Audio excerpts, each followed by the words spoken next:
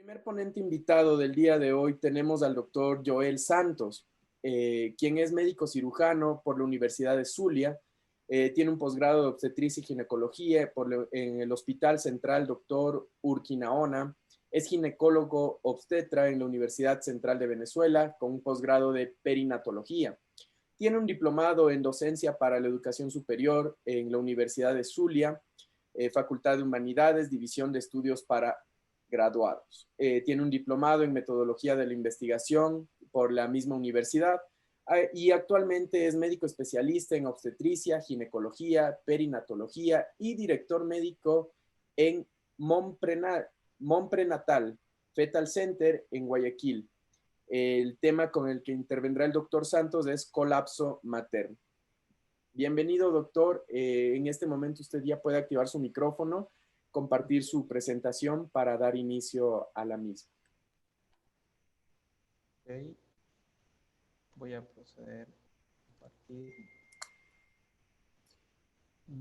Ok, quería verificar que se está compartiendo la presentación ahorita. ¿Sí? Así es, doctor. Confirmamos ya la ¿Listo? presentación en pantalla completa y tenemos recepción de audio y video suyo. Ok, entonces para dar inicio a esta ponencia, sobre todo quiero dar el agradecimiento a todo el comité organizador de este primer Congreso Internacional de Actualización en Ginecología, Obstetricia y Materno-Neonatal, donde se han tocado varios puntos muy importantes. El día de hoy también quiero compartir con ustedes una situación muy compleja que nos puede suceder a cualquiera en el campo de la medicina clínica y más sobre todo en las pacientes embarazadas, que como todos sabemos son un punto crítico porque siempre debemos estar pendientes, vigilando no solamente las gestantes, sino también nuestro paciente fetal. Entonces, los voy a invitar a esta charla que hemos tratado de conformar con la actualización actual de todo lo que tiene que ver con la medicina basada en evidencia. Entonces, esto era parte de la introducción que el comité organizador ya les acaba de presentar. Soy médico especialista en ginecología y obstetricia y médico también formado en el área de la perinatología y medicina materno-fetal. Vamos a continuar y una de las cosas que siempre, en cualquier situación que nosotros estemos eh, hablando de cualquier tema de la medicina clínica, tenemos que traer siempre a colación lo que se está desarrollando desde el año 91, cuando el doctor Gordon Guyatt, que tienen aquí arriba, okay, el doctor Gordon Guyatt, siendo residente de epidemiología, fue uno de los que empezó a tener la curiosidad por qué todas las investigaciones se dispersaban y su práctica clínica no llegaba a tiempo para beneficiar a las pacientes, y es de ahí donde nace toda la idea de recopilar, de hacer estudios bien demostrados desde el punto de vista metodológico y lo más positivo, tratar siempre de llevar esos resultados de las investigaciones a la parte práctica. Es ahí donde nace la medicina basada en evidencia, y el doctor Cochrane también hace un esfuerzo ayudando, y en todo ese apoyo que tiene el doctor Cochrane lleva en honor a él una de las librerías o áreas de consulta que nosotros hacemos día a día, como es la librería Cochrane, y el doctor H. Cochrane, una autoridad en esta parte, y eso siempre lo tocamos, siempre que esa colación. Él decía que una de las especialidades más divorciadas de la investigación era la ginecología y la obstetricia. En honor a eso es que el primer metaanálisis de los trabajos, de 7 metaanálisis, el primero, el de Howe y Liggins, donde se demuestra la efectividad de la maduración pulmonar fetal. Este metaanálisis es el icono de la librería Cochrane y es en honor a tratar de buscar esa comunión entre la investigación y la parte clínica en la obstetricia. Entonces, siempre iniciamos, debemos estar pendientes de lo que es doctor, ¿verdad? El doctor Guyatt siempre ha propuesto y hoy día está en boga y cada día cobra más fuerza. Entonces, ¿En qué nos vamos a enfrentar? El tema de hoy, un colapso materno. Como todos saben, la palabra colapso es algo abrupto, un evento agudo que va a involucrar, lamentablemente, una alteración del sistema respiratorio y cardíaco con eventual daño o alteración del sistema nervioso central, es decir, alteración del estado de conciencia de nuestra paciente embarazada en cualquier etapa de su embarazo, bien sea durante la gestación, durante el trabajo de parto o inclusive en el puerperio. Y esta es una definición que se ha mantenido por Royal College, inclusive desde el 2011. Pero una de las cosas que se está introduciendo y es hacer énfasis en que este evento no solamente debemos tener en mente, porque muchos nos manejábamos así hace 5 o 8 años, es que solamente, bueno, llega una paciente en área de emergencia, tiene una parada cardiorrespiratoria o hacemos el diagnóstico de un colapso materno y lo que tenemos que hacer es lo que antes se conocía con nombre, que algunos papers todavía lo nombran como una cesárea perimorte. No, debemos estar más allá de eso, debemos conocer la situación para hacer los pasos lo más con medida posible. Y una de las cosas que debo darle en la introducción es que a partir de los estudios que se vienen haciendo en estos últimos 5 años, se sabe que una paciente cuando tiene un colapso materno debemos tener siempre presente que es un hecho eventual, emergente, urgente, y donde debemos actuar con tips que ya vamos a ir recordando, porque estos tips nos van a permitir a nosotros saber de manera puntual cómo vamos a actuar. Y una de las cosas que siempre está recomendado, primero, nos iremos a enfrentar mucho a esta situación. Bueno, la respuesta que tenemos en todos los papers es que generalmente su frecuencia es baja, 1 en 30.000, inclusive para otras sociedades como Royal College es un poco más frecuente, 1 en 12.000 o en 10.000 casos, pero el hecho de que sea eventual no le resta la parte de urgente y de importancia que tiene para nosotros.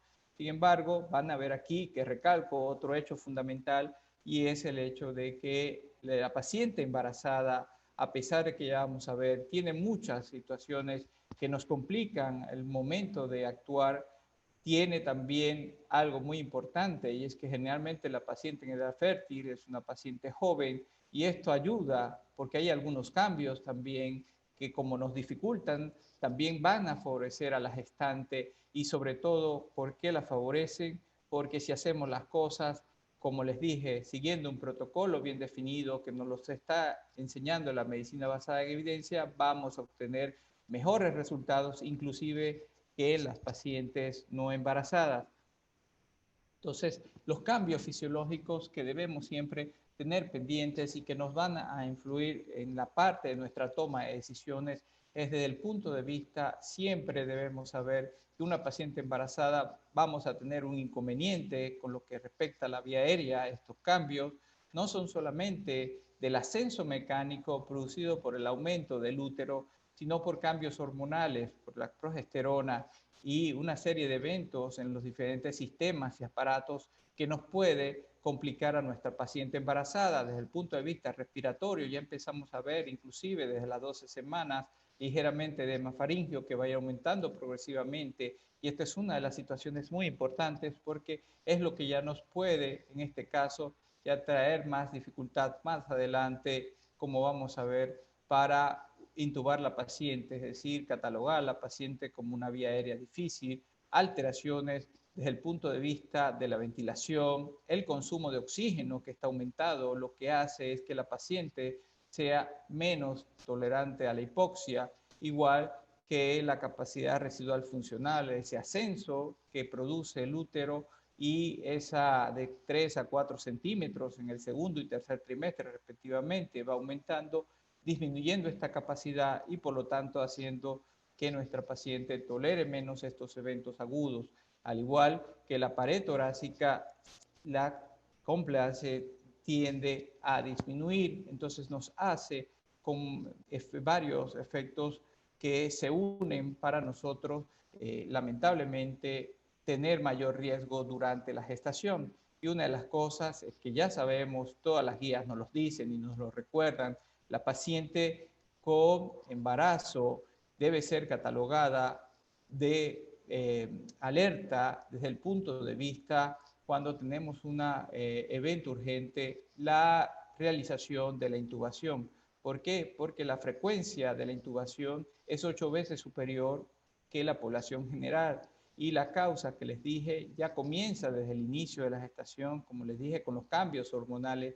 Sin embargo, no solamente es eso, también influye la parte mecánica. Vemos que la vascularización va a ir aumentando, el edema inclusive va a ser siempre mayor a mayor edad gestacional. Y una de las cosas que últimamente sí se está hablando es que sabemos todo, la frecuencia de la preeclampsia que afecta prácticamente al 10 o al 12% de nuestras gestantes, se ha asociado aún más con un aumento de la presencia de edema a nivel orofaringio, lo que nos dificulta, por supuesto, al momento de intentar intubar una paciente. Y por ende ya vamos a ver el riesgo de broncoaspiración que está dado por los cambios que ocurren a nivel del sistema gástrico. Entonces, a nivel hematológico, todos recordamos la triada de Virchow. En nuestras pacientes embarazadas tienen mayor riesgo de trombosis, es una causa emergente. Aquí la debemos siempre tener presente desde el punto de vista gastrointestinal.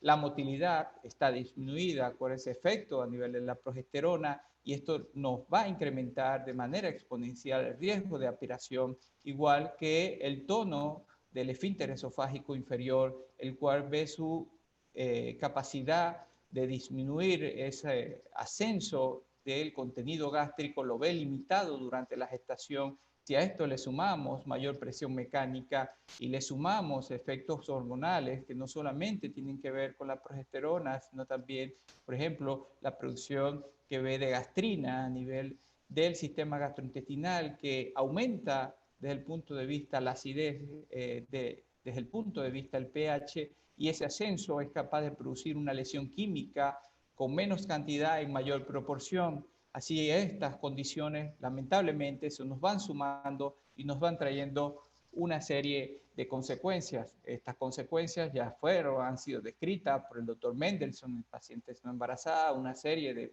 pacientes que tuvo en los años 40 y 50 y donde de verdad que se hace se propone como mecanismo de esta broncoaspiración los factores que tienen que ver con alteración del esfínter esofágico inferior, y nuestra paciente embarazada, como ya hemos dicho, tiene todos estos factores en contra, decir, de estos elementos. Por eso nosotros debemos protegerla.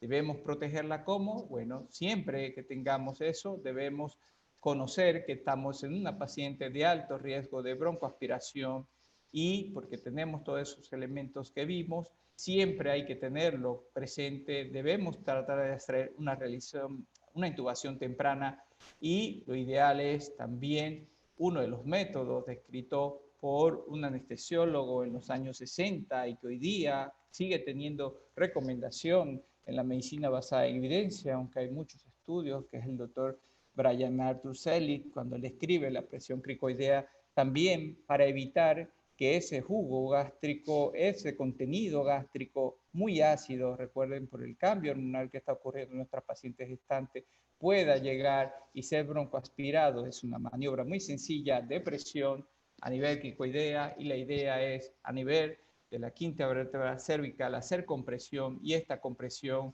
subsecuentemente por contigüidad disminuya el diámetro del esófago, evitando el reflujo gastroesofágico. Es una maniobra muy fácil de hacer y que hoy día todavía, a pesar de que hay estudios todavía para corroborar su eficacia, se sigue realizando. Y hablamos desde el punto de vista hemodinámico, todos sabemos que el aumento del gasto cardíaco, el aumento del volumen sanguíneo, lo que es el aumento de la frecuencia cardíaca, la disminución de la resistencia vascular periférica y sobre todo un efecto que vamos a ver ya mismo, que es la compresión aorto-cava, hacen que todos los elementos no solamente tenga la paciente riesgo de broncoaspiración, sino que también va a tener riesgo de tolerar menos lo que es la parte de incrementos bruscos, ¿ok? En casos de hipoxia, acuérdense, o en casos de hipovolemia severa. Entonces, son eventos que debemos ir ya manejando, y una de las cosas que todas las sociedades están de acuerdo es que sí, hay compresión aorto-cava. Generalmente el útero, desde el punto de vista anatómico, es capaz de producir compresión en estos vasos y disminuir el retorno venoso, que hace, recuerden que nuestro caso cardíaco está aumentado, y en una paciente donde existe un colapso, donde la red vascular necesitamos restituir la circulación de manera espontánea, necesitamos recuperar gasto cardíaco, si tenemos compromiso de retorno venoso, va a influir lamentablemente en el hecho de el poder recuperar a nuestra paciente. Entonces, debemos actuar, debemos realizar nuestras maniobras, y una de las más indicadas hoy día es realizar la lateralización del útero.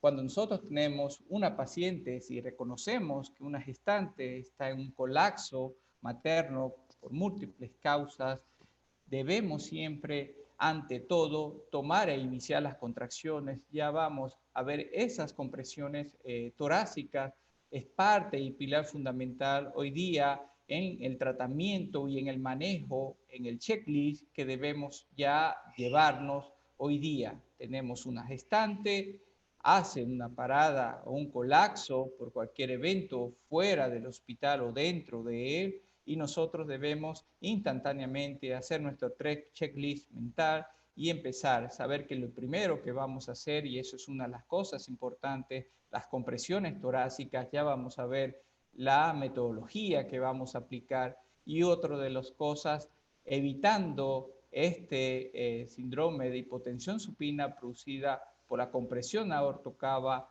Ya hoy día se ha demostrado que no es necesario utilizar las cuñas o las camillas especiales propuestas por Cardiff, sino que donde logramos igual manejo desde el punto de vista desplazando el útero, bien sea a la izquierda o a la derecha, con una o con dos manos. El desplazamiento lateral ha sido y se ha demostrado por estudios desde el punto de vista de simuladores que es totalmente correcta su realización, y no necesitamos colocar a la paciente totalmente en 30 grados con la cuña de Cardiff, que lamentablemente sí se ha demostrado que influía en el inicio de unas compresiones correctas a nivel torácica por la posición del paciente, y lamentablemente el asistente tenía de manera inconforme la parte anatómica y las compresiones generalmente podían no ser efectivas. La lateralización ha mejorado esto, actuamos más rápido, las compresiones son efectivas y disminuimos bien lo que es la parte del riesgo de la obstrucción de retorno venoso, lo mejoramos mucho lateralizando el útero. Así que ya vamos a ver, y es un tip que ya está dado, que es desde el día de hoy, cuando lleguemos a tener esa eventualidad, útero a nivel umbilical, es decir, por encima de las 20 semanas, debemos aplicar la maniobra de lateralización del útero. Y aquí, como todo, en un evento agudo, como les he dicho y recordado, tenemos puntos muy relevantes, y lo primero es que tenemos que saber nuestros factores de riesgo, todos los que pertenecen a la paciente embarazada. Iniciar de manera precoz las compresiones torácicas en la medicina basada en evidencia. Hay que cambiar, y eso vamos a hacer hincapié, el antiguo estilo de revisar la vía aérea, de ver si la paciente respira. Eso es importante, uno debe cerciorarse, pero esa evaluación no debe tomarnos más de 10 segundos. Vigilar bien la parte aérea, ver si no hay recuperación, la paciente no tiene pulso, y si ya diagnosticamos un colapso materno que se hace en estos 10-15 segundos, empezar con las compresiones torácicas. Y cada vez que nosotros hacemos eso, estamos mejorando exponencialmente la capacidad de restitución de la circulación espontánea, y eso es lo que trae más beneficio, no solamente para esta gestante, sino también para el paciente fetal. Y los pasos siempre deben ser lo más protocolizados posible. Todos sabemos que en situaciones de emergencia es difícil llevar eso a cabo, pero con simulaciones, con manejo constante de equipos ya conformados, se sabe que en situaciones de emergencia, si se ha practicado, si ha asistido a simulaciones, si hemos estado en constante manejo de estas situaciones de emergencia, nuestra actuación va a ser bastante mejor y el resultado final va a ser muy positivo. Entonces hablaremos también de todas estas condiciones. Una de las cosas que traigo puntualmente en la parte teológica es múltiple, pero la embarazada básicamente está afectada con muchas patologías, pero aquí en el Ecuador quiero hacer énfasis con lo de las claves. Recuerden que la mayoría de nuestras muertes maternas en los países en desarrollo y en los países ya desarrollados involucra sobre todo la preeclampsia, la sepsis en el embarazo y los trastornos hemorrágicos, sobre todo la hemorragia postparto. Todas las instituciones, las sociedades y aquí en el Ecuador se han incluido sistemas de alarma, aquí denominados clave, y cada clave corresponde a una condición específica, por ejemplo la sepsis o clave amarilla, la clave roja con los trastornos hemorrágicos, sobre todo la hemorragia obstétrica severa, posparto sobre todo, y la parte de la clave azul que involucra los trastornos hipertensivos severos en el embarazo. Cualquiera de esas situaciones puede causar una alteración severa que lleve al colapso de nuestra paciente fetal, inclusive otras como anafilaxis, eventos muy agudos pero extraños como la embolía del líquido amniótico, que por el hecho de ser extraño no deja de ser fatal, y una causa que viene emergiendo últimamente, siendo muy emergente, que son las miocardiopatías. Las cardiopatías tienden a formar parte de este grupo de causas. Entonces siempre debemos estar presentes, son factores de riesgo, siempre vigilar a nuestras pacientes de las claves, siempre paciente que tiene el diagnóstico de hipertensión arterial, de sepsis o de una enfermedad cardíaca persistente, vigilarla. Eso es lo importante. Y ya hay paper que desde hace varios tiempos le dicen, bueno, si es una de las causas, sigue vigilando. ¿Por qué? Porque lo que hemos ya conocido es que la vigilancia es lo que nos va a dar los mejores resultados. Entonces, paciente que tenga antecedentes de algún evento cardíaco, un infarto, un ataque isquémico, arritmia, una clase 2, categoría de NIHA, o alteraciones en lo que es la fracción de eyección, o sea, de función de bomba izquierda del corazón, ya son factores de riesgo que debemos valorar siempre en nuestra embarazada y debemos siempre estar pendientes. Que hay causas que generalmente pueden ser reversibles y nosotros tenemos que hacer un checklist. Como me dicen, bueno, doc, son muchos checklists, bueno, hay que intentar practicarlo. Es una de las cuestiones que nos lleva poco tiempo, porque en el momento en que usted está ya haciendo el manejo, iniciando las compresiones, vamos a ver que el equipo inicia una acción coordinada, se necesitan 3 asistentes, por eso es que debe haber la conformación de un equipo para asistir rápidamente a nuestra paciente gestante y debe haber ya de una vez el ejercicio mental y por eso les digo, siempre recuerden las 6H y las 6T de hipovolemia, hipoxia, la acidosis, la hiper o la hipocalemia, la hipotermia y la hipoglicemia y desde el punto de vista de nuestras T, todo lo que es de un motor a extensión, el taponamiento cardíaco, trauma, alteraciones como la trombosis, algunas toxinas, no solamente la embolía líquido amniótico, sino alteraciones que se pueden ver en la preeclampsia y una de las cosas es que la testa de tabletas tiene que ver mucho con las drogas, en este caso con el sulfato de magnesio, que es una de las drogas que usamos en nuestra atención de nuestras pacientes con preeclampsia severa o eclampsia y recuerden que es un medicamento con muchos beneficios, pero que también debemos vigilar porque también es capaz de producirnos secuelas y alteraciones si no actuamos a tiempo en caso de intoxicación.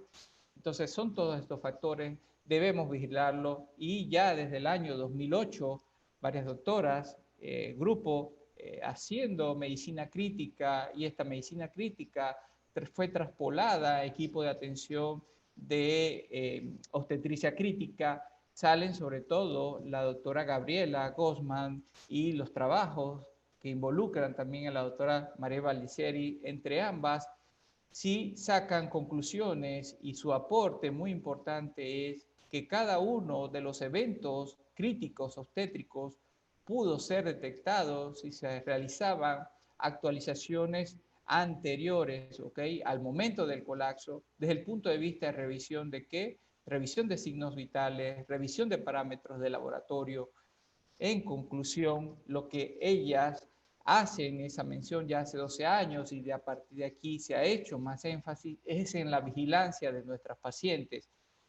Como les dije, hay complicaciones, hay que establecer la vigilancia. Estos sistemas de vigilancia incluyen múltiples sistemas de vigilancia, no solamente de parámetros clínicos, sino también paraclínicos, y una paciente en una unidad de cuidados intensivos está vigilada. Pero desde el punto de vista general, nosotros vemos, y a esto quiero traerles a colación, aquí en el Ecuador, cualquier paciente que se encuentre en un área de consulta, nuestras gestantes, en un área de emergencia por cualquier causa o inclusive en el área de hospitalización, nosotros estamos obligados a vigilar estos parámetros desde el punto de vista de sus signos vitales y algunos bioquímicos, donde se incluye proteinuria. Y recuerden que el score MAMA es una herramienta fundamental de vigilancia aquí en el Ecuador y que nos sirve a nosotros en esa escala de puntuaciones de llamarnos la atención, de saber qué paciente, independientemente de la patología que vamos a investigar, estemos más pendientes, porque esto es el trabajo que hicieron la doctora Grosma y Valdicieri, lo que va a ser fundamental es eso. Entre más vigilancia tengamos de nuestra paciente, vamos a predecir y vamos a diagnosticar con más tiempo las pacientes que se nos pueden complicar y evitar el colapso materno. Ahora bien, el colapso materno al momento de presentarse es un equipo conformado por solamente 3 personas, como le dije. No, de manera inicial, de manera protocolizada, sí, en los primeros minutos, pero posteriormente cada centro, cada institución, sí se ha promulgado que tiene que tener un equipo de atención del código azul, a diferencia del que tenemos aquí en el Ecuador. Recuerden no confundir el código azul a nivel internacional, parada cardiorrespiratoria en nuestros pacientes gestantes, donde se activa ese código azul. Todos debemos saber que es una paciente que está en un colapso y que necesita actuación rápida, y el equipo no solamente va a estar conformado por el obstetra, sino por un anestesiólogo. Vamos a necesitar también un neonatólogo, un pediatra que esté a la mano, que nos ayude en los primeros auxilios, también en la atención del recién nacido, en caso de que decidamos una histerotomía de tipo de emergencia, ¿ok? Y recordar que no solamente vamos a disponer de la necesidad de personal médico y paramédico como licenciadas o el personal de laboratorio, sino que es fundamental que todo el equipo esté coordinado, el instrumentista, el camillero, el personal que nos ayuda en el traslado de la paciente. Todos debemos conocer nuestras funciones y el código azul se puede activar en cualquier área de nuestro centro, y es por eso que debemos, para minimizar los errores, ya saber qué función debe tratar de tener cada uno de nosotros. Entonces, un equipo multidisciplinario con acciones bien definidas. ¿Y qué debemos hacer esto? Ante todo, y lo primero, es el cambio de lo que anteriormente conocíamos como el ABC. Acuérdense que veíamos siempre, desde hace 20, 15 años, el ABC primero, vía aérea, respiración, y de último, entonces empezábamos con las compresiones. Hoy día ya eso ha cambiado, en los últimos 10 años ha sido de cambio, de hacer hincapié en el comienzo temprano de las compresiones torácicas, es decir, que cuando hagamos el diagnóstico de manera idónea de un colapso materno, debemos actuar rápidamente, y siempre debemos recordar que mientras más rápido comencemos las compresiones torácicas, mejor va a ser el porcentaje de restituir la circulación de manera espontánea y mejores van a ser los resultados para nuestros 2 pacientes.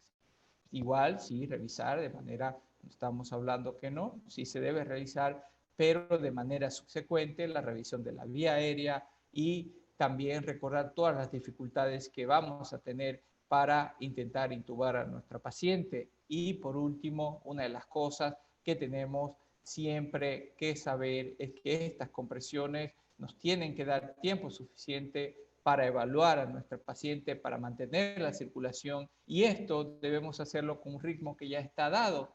Vamos a empezar con un sistema coordinado y donde es importante lo que muchas sociedades definen como el asa cerrada, es decir, dar órdenes y escuchar. Cuando usted sabe que el equipo está coordinado, llegan los asistentes, una persona hace el diagnóstico en el área de consulta y da la señal de un código obstétrico azul en el área de la consulta, inicia las compresiones porque ya ha pasado más de 15 segundos, no detecta pulso, no intervenimiento respiratorio, inicia compresiones, inicia a una frecuencia coordinada de 30 compresiones más 2, ¿ok?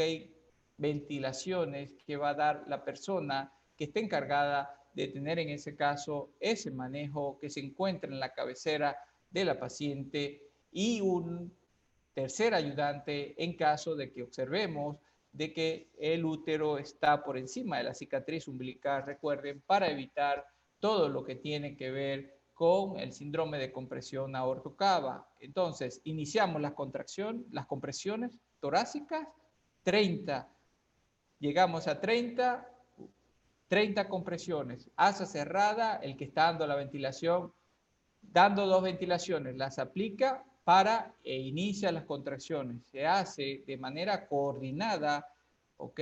Y subsecuente, mientras una tercera persona lateraliza el útero, hasta lograr tratar de intubar la paciente, y en ese momento es que vamos a cambiar este sistema. Mientras tanto, la atención de nuestra gestante en este código azul es coordinada. Entonces, actualmente, ya sabemos, se inicia las compresiones torácicas de manera precoz, es lo primero. ¿Cómo vamos a comenzar? 30 compresiones. Después de las 30 compresiones, 2 ventilaciones y luego retomamos.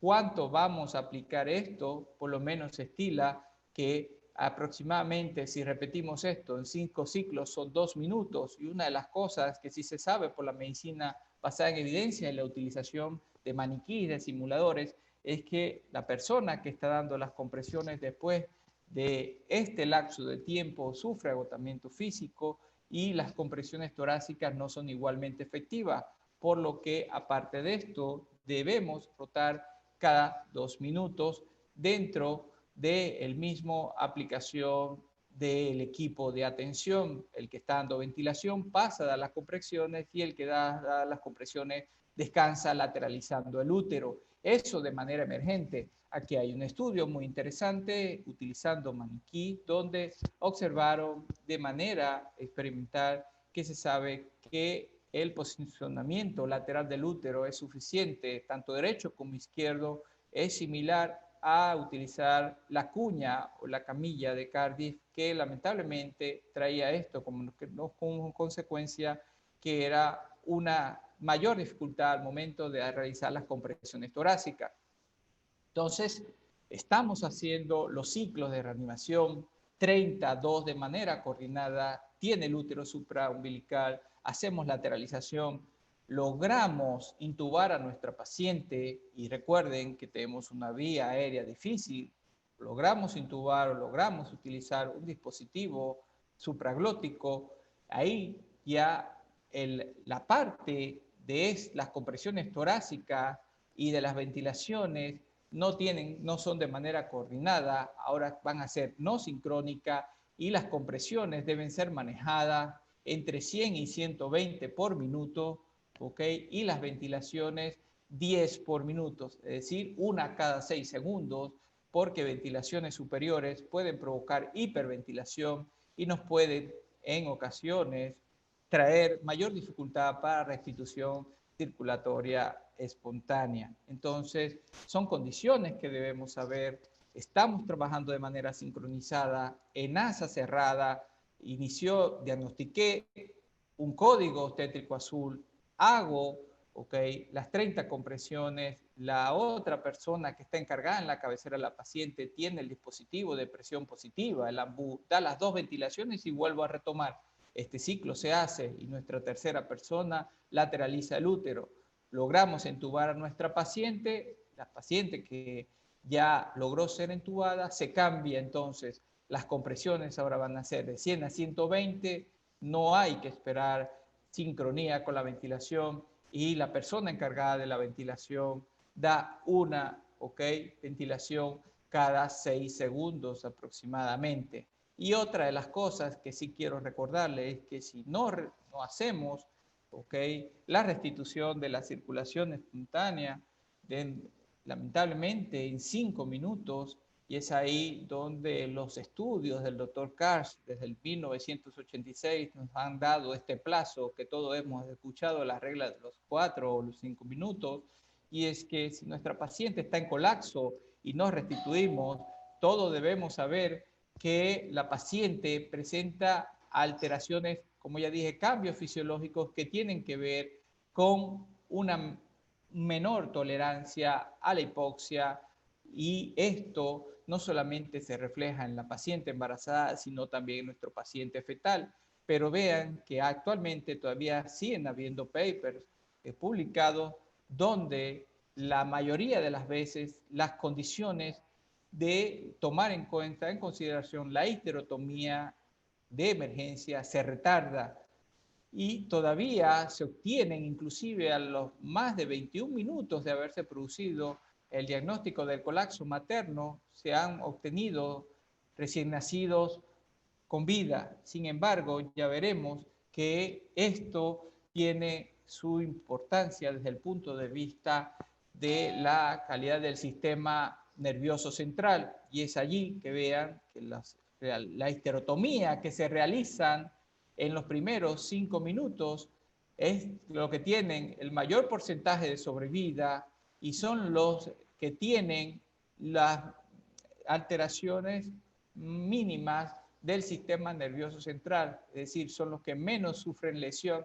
y eso está claro si lo llevamos a la parte de fisiología, menor hipoxia, y no solamente estemos en estos momentos pensando cuando hacemos la histerotomía de emergencia, por favor, en menos de 20 semanas no hay síndrome, como hablamos al principio, de compresión aortocava, por lo tanto no hay beneficio de hacer ahí una histerotomía de emergencia. Entre las 20 y las 23 semanas sí hay beneficio materno, ¿ok?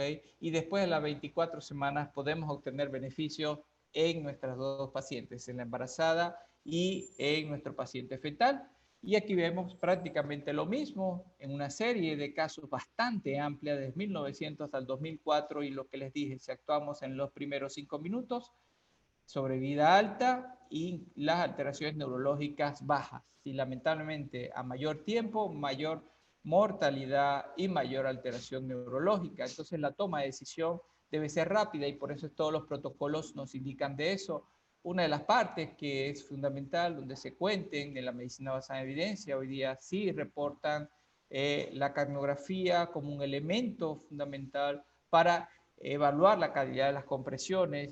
Y recuerden que prácticamente la paciente embarazada tiene menor tolerancia, como ya lo hablamos, a la hipoxemia, y en esas circunstancias, cuando nosotros estamos dando de manera precoz las compresiones, necesitamos evaluar si esas compresiones son efectivas o no, y la cardiografía es útil en ese tipo de circunstancias para saber si la tenemos en más de 10 milímetros de mercurio, si tenemos buen chance de que nuestra circulación espontánea se presente con mayor porcentaje. Si está menos de 10, lamentablemente este porcentaje disminuye.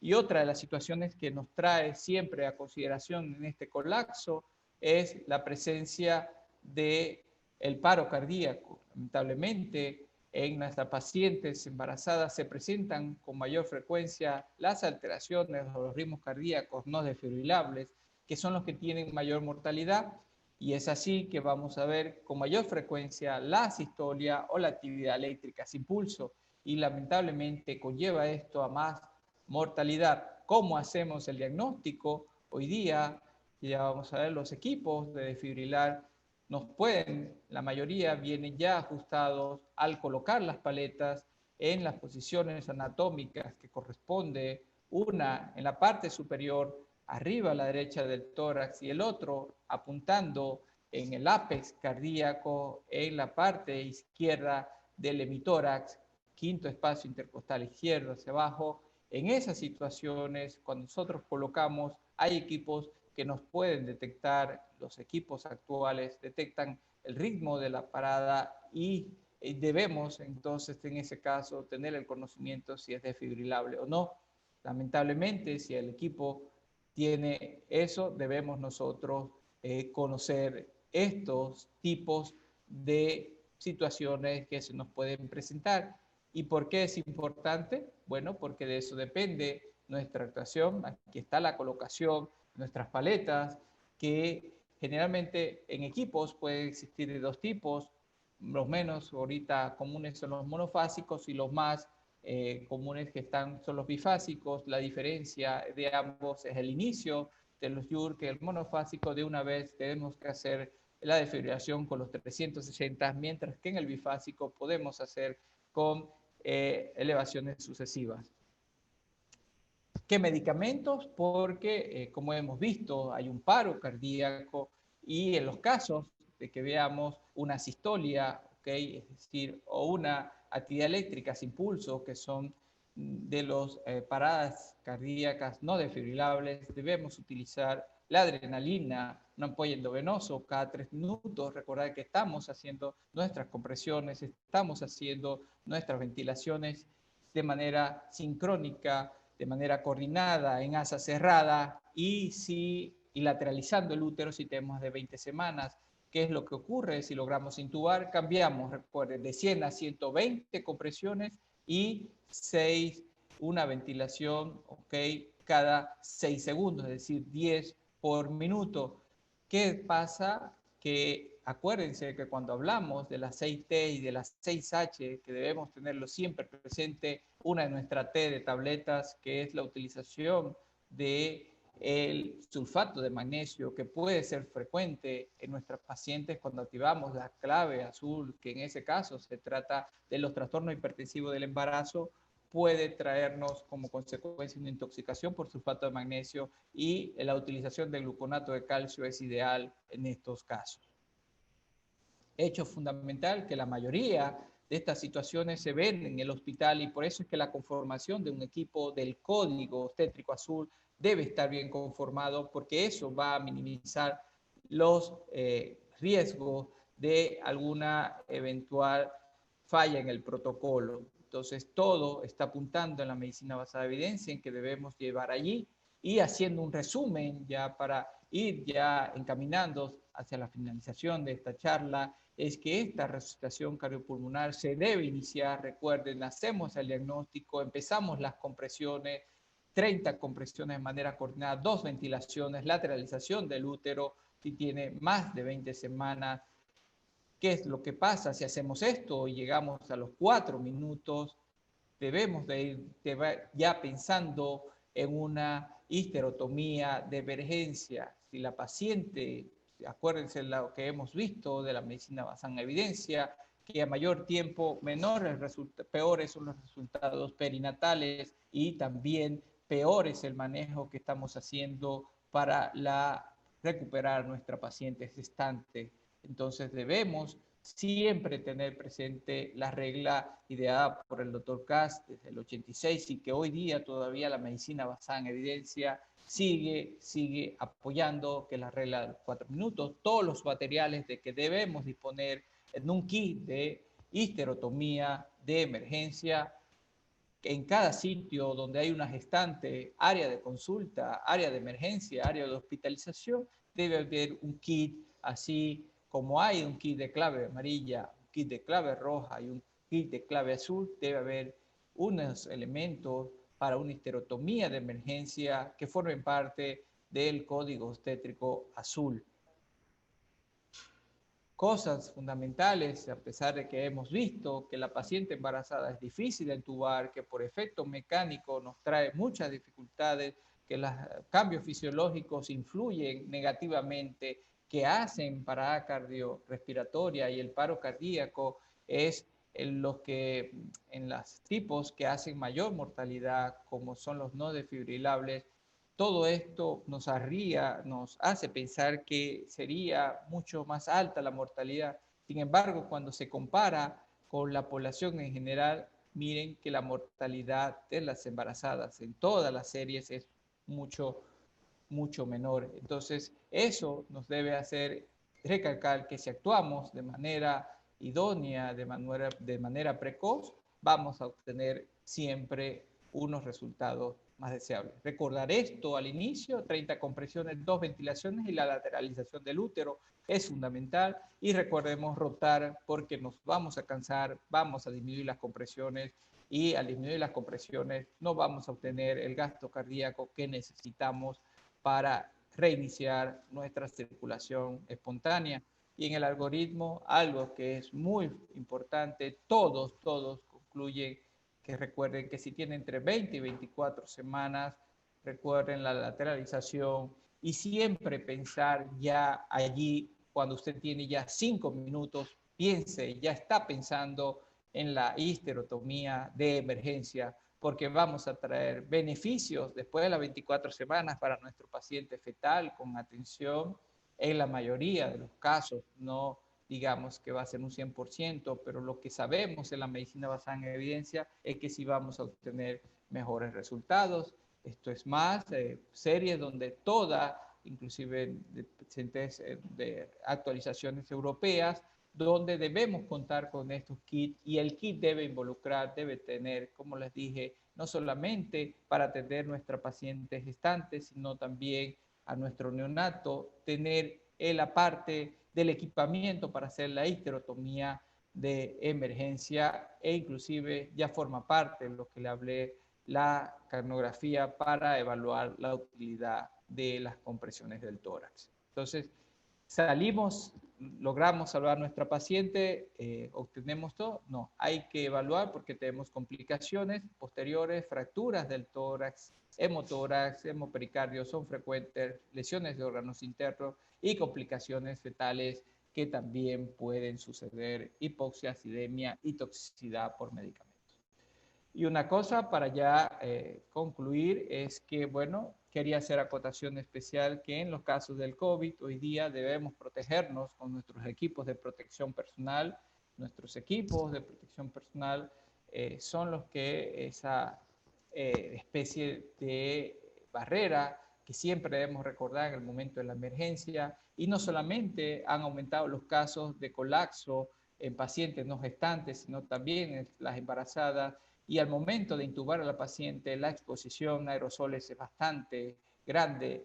Por eso una buena utilización del equipo de protección personal hoy día de situación de pandemia es totalmente recomendada. Todas las sociedades lo hacen, e inclusive ya nos podemos ayudar en algunas situaciones de equipamiento cuando dispongamos de ello, como equipamientos de compresiones, equipos de compresión torácica externa, los llamados equipos Lucas, que nos pueden ayudar, nos evitan el contacto directo con las pacientes, nos mejoran la parte clínica y son bastante efectivos. Sin embargo, no tenemos a disposición en todos los centros y en todos los hospitales, ni siquiera en todos los países, estos medios. Entonces, siempre tener presente en esta época de pandemia que estamos pasando que debemos protegernos.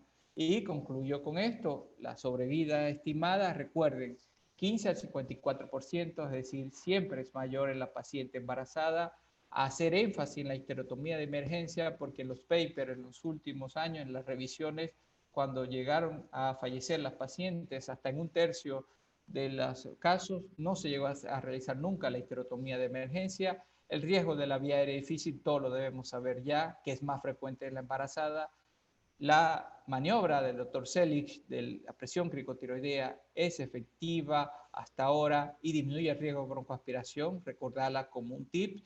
Y la sistolia, que es el ritmo más frecuente de paro cardíaco en las embarazadas y corresponde a los ritmos que no son desfibrilables. Y por último, hacer énfasis en esto, en que siempre las pacientes gestantes nos van a dar información Por eso es que necesitamos la vigilancia en cuando tenemos factores de riesgo. Esta vigilancia nos va a proporcionar mejores resultados y la formación de un equipo multidisciplinario como lo hemos mencionado. Bueno, muchas gracias por su atención.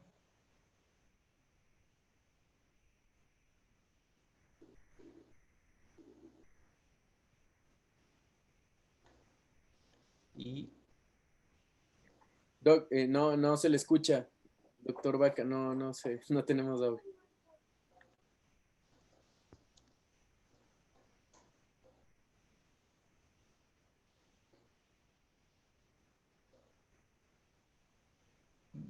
No, ¿me escucha? no, no sé, doctor Santos, tal vez usted tiene Sí, retorno de audio. sí me escuchan, sí, sí, ¿verdad? Sí, Bueno, sí, bueno, siempre es importante en este tipo de temas y de considerar eh, que a nivel de experiencia siempre van a ser muy reducidas porque la actuación que debemos tener en ciertos casos va a ser muy contada porque les dije la frecuencia no es muy alta, pero lo importante es refrescar y siempre estar en estas actualizaciones, en estos temas que uno lo ve como muy esporádico, pero en el momento de presentarse, de verdad que si actuamos de la manera idónea, vamos a ayudar con bastante posibilidades a nuestros dos pacientes. Es por eso que, bueno, les recuerdo a todos eso, eh, repásenlo cada cierto tiempo, ténganlo siempre presente y algo que es muy fácil de recordar y que vamos a tener esa parte es las 30 compresiones de manera coordinada con las dos ventilaciones y la lateralización del útero. Son tres cosas que no se nos olviden nunca si además, bueno, la paciente tiene la cicatriz umbilical, el útero por encima de ese nivel. Entonces, es importante eso, la utilización de simuladores, el entrenamiento, y eso es lo que nos va a dar la capacidad de resolución. Y siempre, por favor, que es muy difícil y a veces se hace una eternidad, los 5 minutos de la histerotomía. Aunque vean que todos los estudios, les recomiendo cuando tengan algún tiempo, vean los papers actuales, la hacen inclusive porque uno en tiempo de emergencia se olvida del tiempo y hacen la histerotomía pasado los 15, 20 minutos inclusive. Entonces siempre hay que tener eso pendiente. ¿Me escuchan? Sí. ahí sí. Ahí sí. Perfecto, muchísimas gracias, doctor Santos. La verdad, bueno, he tenido la oportunidad de escuchar muchas de sus conferencias. Realmente es grato pues tener nuevamente realzando el evento del primer Congreso de Ginecología. Estamos gestionando algunas preguntas de los asistentes. Em,